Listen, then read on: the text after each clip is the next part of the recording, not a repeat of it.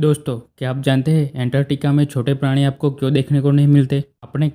आपने कई बार discovery channel पे भालू, सील और कई बड़ी मछलियों को तो देखा होगा, लेकिन आपने कभी एंटार्कटिका के आसपास छोटी मछलियाँ या सियाल जैसे छोटे मांसाहारी प्राणियों को कभी नहीं देखा होगा। तो चलिए इसे समझते हैं।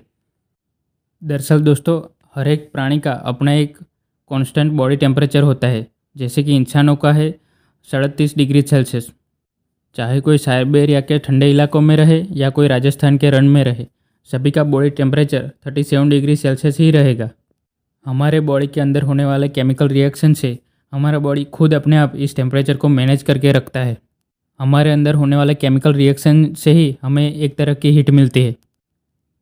और दोस्तों, ये बॉडी टेम्परेचर मेंटेन करना ज़रूरी भी है, क्योंकि कई प्रोटीन और कई एंजाइम थोड़े कम या थोड़े ज़्यादा टेम्परेचर पे वर्क नहीं करते। इसी वजह से इंसान की मौत भी हो सकती है।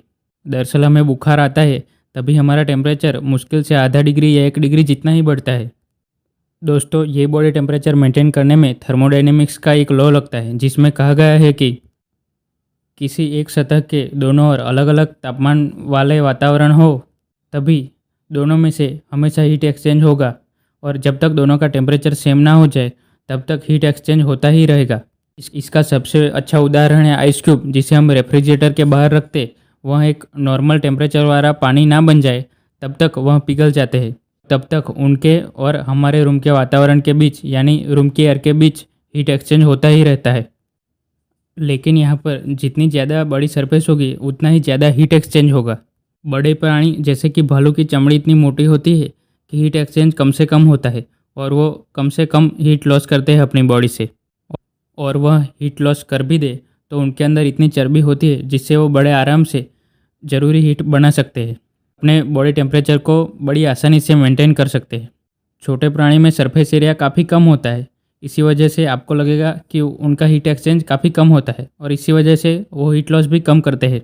लेकिन उस हीट लॉस को भी बर्दाश्त कर सके उतनी चर्बी उनके अंदर नहीं होती है। जैसे आपको एंटार्कटिका जैसी ठंडी जगहों पे छोटे प्राणी कभी नहीं देखने को मिलेंगे, जैसे कि चींटियाँ, लोमड़ी, गिलहरी वगैरह। लेकिन दोस्तों, इसमें फूड चेन और काफ़ी अन्य पर्यावरणीय कारकों का भी असर हो सकता है। लेकिन यहाँ पर हम सिर्फ थर्मोडायनेमिक्स के लॉ की मदद से ही इस चीज़ को समझ रहे हैं।